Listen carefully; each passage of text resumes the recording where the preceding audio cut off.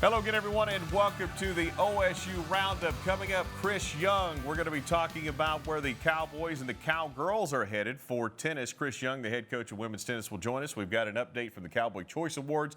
A lot of fun stuff, but we're going to start with an outstanding weekend at Cowgirl Stadium. And joining us is Coach Kenny Gajewski. And Coach, what a weekend. I want to talk about the play. I want to talk about the resiliency of your kids, but I want to start with the fact that you had the third largest crowd for a series in Cowgirl history.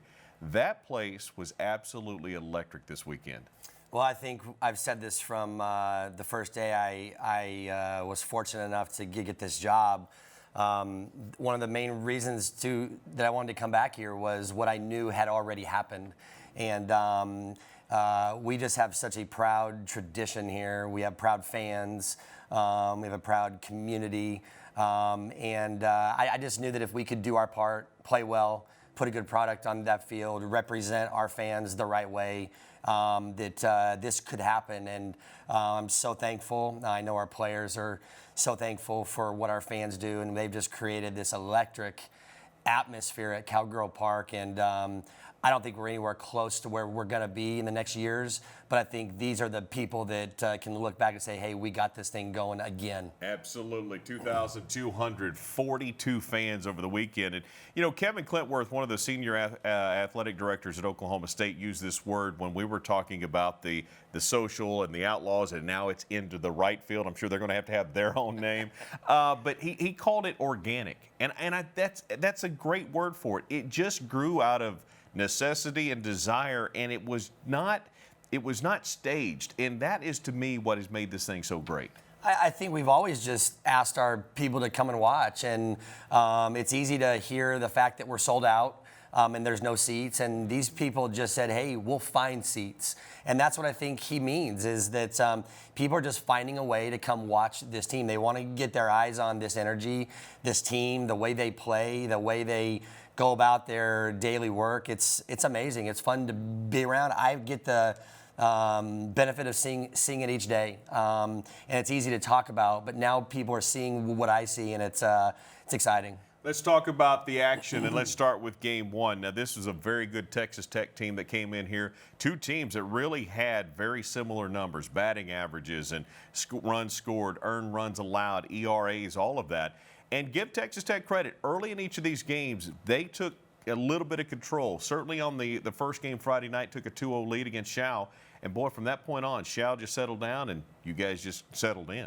Yeah, we didn't play well in any of these games early and just kind of settled in and went. I thought that obviously in this game we gave up 2 runs, and Shao came in, and we talked to her just real quick about just getting back on track, and we'll score you runs. There were some tough plays in that first. Obviously, I didn't get to see a whole lot of that game, but there are some really unfortunate, tough plays that had happened that probably cost us runs. But credit them; they're a good team. We knew that, but we also knew that we're really good, and we know that we're really good. We're tested,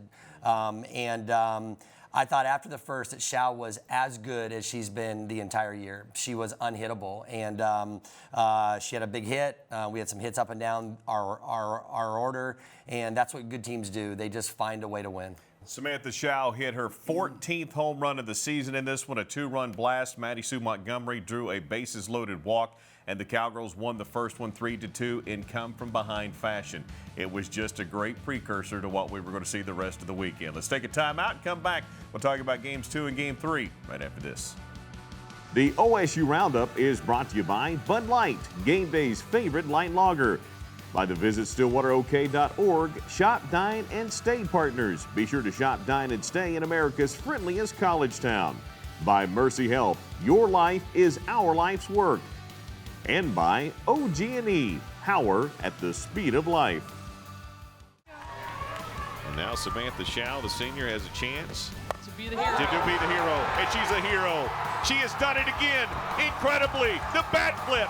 8 out of 15 times she has turned the game around, and the Oklahoma State Cowgirls have done it again. Welcome back. Talking to Coach Kenny Gajewski, the head coach of the Cowgirl softball team. We got to jump right back to the action here. This Oklahoma State Cowgirl team took game 1 3-2. Coach, game 2, This one really started a little bit shaky, obviously. And, Samantha Clakley has been really good. Struggled a little bit, and Logan comes in and does a great job. But a 7-0 deficit, and I got a chance to talk to you in the game. And your words to me were, we're too good, we're too mature, and there's too much softball for this one to be done.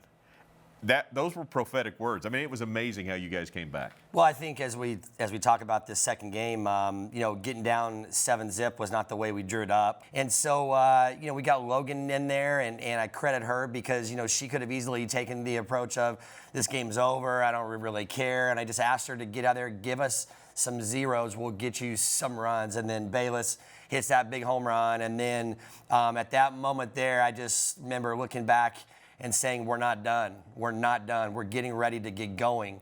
And our kids just are resilient. They're tough. They're whatever the fancy words are, they just refuse to lose. And I knew there was a lot of softball left. I don't ever think you think about winning that game. You just think about getting back in it. And then once you're in it, can you stay in it? And a lot of times it takes a lot of energy to come back that much.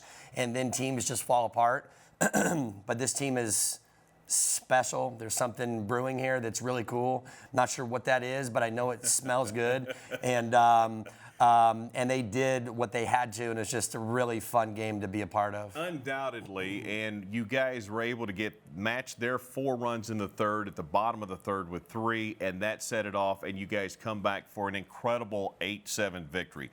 And you said in the locker room, Sam, I know that wasn't your best, but you know what? What we do around here is we get your back. And then you said, Logan, it hasn't been going great around here lately for you, but you know what? You did exactly what we asked you to do.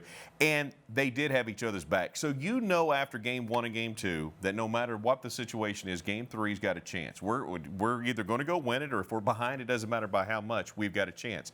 In this one, Coach, you said it to us during the broadcast, it felt like we were a little flat. And maybe you were, but after they scored their runs, all of a sudden, you guys came to life again, and this one it never felt over, even though it felt like they had control of it throughout much of the game. Yeah, it was interesting. I was sitting in the dugout after we didn't give up runs in the first going, okay, this is good. And then it kind of felt like a heavyweight fight. We're just kind of throwing some punches back and forth, but nobody was willing to go all in.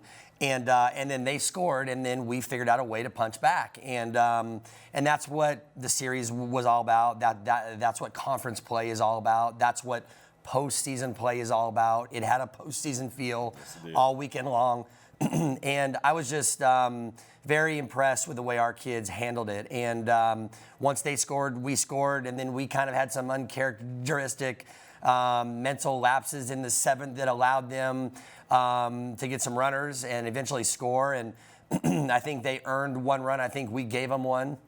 Although there wasn't an error, there were some mental errors. And I knew it wasn't over. Chelsea gets that big bunt. And when that happened, I was like, here we go again. And I just felt so blessed as a coach with this team to sit back and watch. I genuinely just kind of ran my stuff and watched. I felt like a spectator in a weird way, watching this all unfold. And when Xiao hit the home run to win it, I'm usually a pretty emotional guy. I just raised my arm, and I didn't get too excited, but I was super excited inside. But I was drained. I was mentally, emotionally drained, and the series was tough, and it's what conference play is all about. You get 2 base runners on. Riley Bayless gets on after another 2-strike count, finds a way on. You got 2 kids there. Xiao steps to the plate. Her single-season game-tying record home run, 15 on the season, which ties Maddie Sue, left the yard, and you guys win another dramatic win. It sets up Bedlam. Bedlam's going to be a lot of fun. Oh, I guess I forgot we were playing that game this weekend, those games. So, it sets us up for a chance to win this league for the 3rd year in a row. And we got to do it against one of the best teams in the country, probably the best team in the country. So we got our work cut out for us, but I can assure you we'll be here to play. Congratulations on the weekend. We look forward to seeing you this upcoming weekend in Stillwater. Thank you. Hey, we need to step aside. When we come back a little bit later, we'll be talking to Chris Young. But up next, we had a really fun event on campus called the Cowboy Choice Awards. the inaugural event, student run, student led.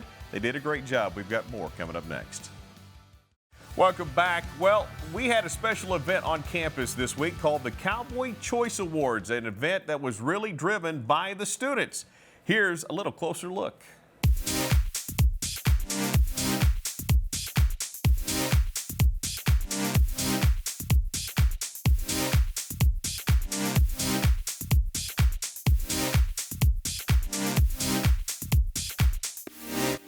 So the Cowboy Choice Awards were basically an SB-style show, but just for Oklahoma State athletics. We've seen it with a lot of other schools, and so we were like, hey, let's do one here. You never get to really celebrate other team successes all together, because you have your individual banquets, which is your own team, but to see the standout athletes of every single sport, that's so special. And to get everyone together for one celebration of their success, it's so fun. It's really cool. I mean, this is the first year they have done this, and we didn't really know what to expect, and coming here and seeing all of this, it's really cool. Well, if you didn't know what to expect, has it exceeded the expectations, I guess? Or? Yes, for sure. It's awesome. Thank you to the student athletes so much. You guys all look great. I love the outfits. It looks great, so thank you so much for coming. On behalf of us and the exec committee, because we put in so much work into this, and so thank you guys so much. And this is the first year, so every year it's just going to keep getting better and better and better. The inspiration behind it, well, Lana Duke, she was a president a couple years ago, and I think my freshman year when I got here, she was really involved with SAC, and I was like, Lana, why don't we have something like this? And she's like, I've always wanted to do something like that. And I was like, okay, let's make it happen. And so the executive committee for SAC last year, they really pushed it with administration and got it approved. And then I kind of came in, and then I became the president, and then so I became the director also. And we just got it rolling. Yeah, it was a lot of different people to make it happen, but we just thought it was important, and it was time to celebrate our athletes and just have a fun night, not be in your uniform, not be sweaty. I felt girly again, and I think every female athlete felt like that, and even the guys, so it was just time to do it. So now I want to introduce our MC, my mentor, ESPN host and analyst, Maria Taylor. I feel like I should dance or something. Dance. What's up, guys? How's it going? Maria Taylor became involved actually through me. She's my mentor. I went to her retreat last summer. It's for student athletes who want to be professionals in sports business. And I was like, hey, she's emceeing at the Hogspies at Arkansas. And I saw her at Ole Miss, and I was like, if this is something we're trying to do, there's no better person to ask, She was totally game. So that was really cool for me that she came here to do it for us. Because I didn't have the opportunity. We didn't have events like this when I was in school. I graduated in 2009, and so it's just cool to see what a SAC government can get together and do and try to celebrate each other. That's what it's all about, Cowboy Choice. They get to choose who is deserving of the best female athlete or the breakthrough athlete of the year, and that's kind of cool to just have your peers together, being able to dress up, not being in sweats all the time, and hang out for a night. The most rewarding thing to come out of it, honestly, was just how happy and excited the athletes were when they were there. I literally can't say how happy I was with how it turned out. It was better than what I thought it was gonna be.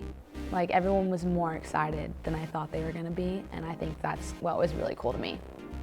That was a really special night. The kids did a great job, looked great, and it was just a lot of fun on campus for sure. Well, also having fun is the Oklahoma State Cowgirl women's tennis team. Where are they going to be in postseason? We've got the answers to that and more as Chris Young, the head coach, joins us coming up right after this.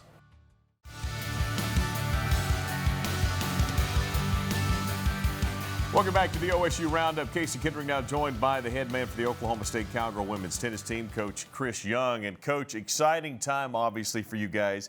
8th consecutive NCAA tournament, 5th time you've hosted.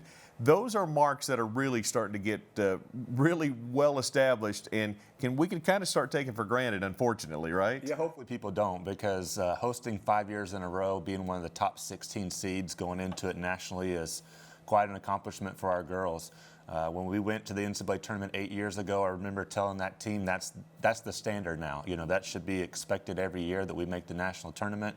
If we can get out of the first round. It'd be the 7th straight year that we've advanced to the second round, the 5th year of hosting. There's a lot of marks now that are starting to establish us as a consistent contender in the country. And, for recruiting, for our fan base, for just us continuing to move this program forward, that does a lot of things for us. Second longest run in consecutive trips to the NCAA tournament in program history. And the third time you've got not only the kids as a team, but you've got a singles and a doubles team that will be competing. Yeah, third straight year we've had a singles and a doubles team make it. I think that's really significant for us because it shows the diversity of the kids. 3 different kids being able to experience the national championships on an individual level is really important. Sophia Blanco is making a return back. Last year with Vladdy Bobic, they made a run to the finals, and she was an All-American. It's nice for her as a senior, and also Katie Stresnikova as a senior to be able to make her first appearance in the singles championship. So we've got an exciting month ahead. The team comes first, and we'll play that all the way out. And then the very next day after the team finals is over, the individuals start, and that's a significant tournament as well. You look at the season, 19-7. You guys were 8-1 in conference play, 9 shutout victories this season. This team maybe has flown under the radar a little bit, but the results have been really good. Yeah, I think it's one of those teams that we've kind of just been very consistent and doing things. We lost 7 matches, so for us, that's a little bit more than we've had in the past few years. But you look at 5 of those losses being the top 10 teams. So the type of schedule that we played has been very significant, and I think it's prepared the girls really well for it. We're going after win number 20 on Friday, and that would be the 5th straight year for us to win 20 matches, and you only get 25 contests in a year. So to win 20 in a year is significant. Hopefully that's something we can pull off this weekend. Yeah, and obviously we're going to talk about the matchups and what's coming up this weekend after the break. But right now, this team, again, lots of momentum. Unfortunately, didn't finish as well as you wanted in the Big 12. But those are the sorts of things that this team historically has learned from. No question. I think, this team significantly has improved throughout the season. I think we're going to play our best tennis in the postseason. I really like the way that we've prepared. We have a very tough regional here this coming weekend. But if we're able to get past that, I think we're a dangerous team that no one would want to face moving forward. Undoubtedly. The 15 seed going in. Let's take a break. Come back. We'll talk about the matchups after this. Welcome back again, talking to the director of tennis and the head coach for the Oklahoma State Cowgirl women's tennis team, Coach Chris Young. And, Coach, let's talk about how special the Greenwood Tennis Center has been, especially in postseason. And I know you're excited to have it back here and coming up against Central Arkansas to open things up. We'd love to have a packed house. We would love to have a packed house. I think anybody that's come out to the Greenwood Tennis Center for a match, especially in the postseason, I think they've seen it's an intense atmosphere. It's a great environment. It's a beautiful place to watch tennis, and we're trying to build some momentum for us hosting the national championships next year. So hopefully this weekend and this NCAA tournament this year can help us springboard into that. We've obviously had a very dominant home record. I think we've won 70 out of 77 matches over the last several years, and we're looking to advance out of the first and second rounds for the 4th time in the last 5 years. So that's all I'll do in part to our fans, their support, the way that they get loud, the way they get rowdy. And that's something people don't expect in college tennis very often, is you can cheer, you can get behind the team. So we encourage people to come out, check it out for the first time if you haven't. And if you're a regular, bring somebody with you. Absolutely. Friday, 5 o'clock against Central Arkansas. Coach, I know that's where you're focused. But I know you also have to be prepared. If you're able to get past that, you'll take on the winner of Washington State and Miami. That's obviously the winner of that one. That's going to be a tough match. It's going to be a very tough match. We faced Miami here at home last year. We won the match, but it was very difficult. We have a lot of respect for them. They're making their 24th straight appearance in the NCAA tournament, so they're there. They expect to advance every year as well. Washington State just beat a very good UCLA team that's ranked 7 in the country. So that's going to be a really tough match. I'm excited to see which of them advances, and then hopefully we get past Central Arkansas, who's a team making their first tournament appearance. They went 4-3 with Auburn this year and have had some really good non-conference battles, so it's going to be a tough regional for anybody that advances. The first one again is Friday at 5 o'clock versus Central Arkansas. The next one would be Saturday at 2 o'clock inside the Greenwood Tennis Center. $10 all-session tickets available. It's extremely affordable. You can buy single match tickets as well. It's going to be a great day. Coach, Appreciate it. Best of luck this weekend. Thank you so much. Hey, we also want to say congratulations to Jay Uwadia's team. They are headed out to UCLA to take on Ole Miss in the first round. It could potentially face UCLA. That's exciting for them. So best of luck there. And also congratulations to the Cowboy golf team winning their 55th conference title, and Alan Bratton's squad getting that done for the first time since 2011. So a great victory for them. So congratulations there. That's going to do it for us. We want to say thanks to Coach Kitty Gajewski. We want to say thanks to Coach Chris Young for being here. We want to say thanks to you for checking out the show. We'll see you next time right here on the OSU Roundup. The OSU Roundup is brought to you by Bud Light, game day's favorite light lager. By the Visit StillwaterOK.org, Shop, Dine, and Stay partners. Be sure to shop, dine, and stay in America's friendliest college town. By Mercy Health, your life is our life's work. And by OG&E, power at the speed of life.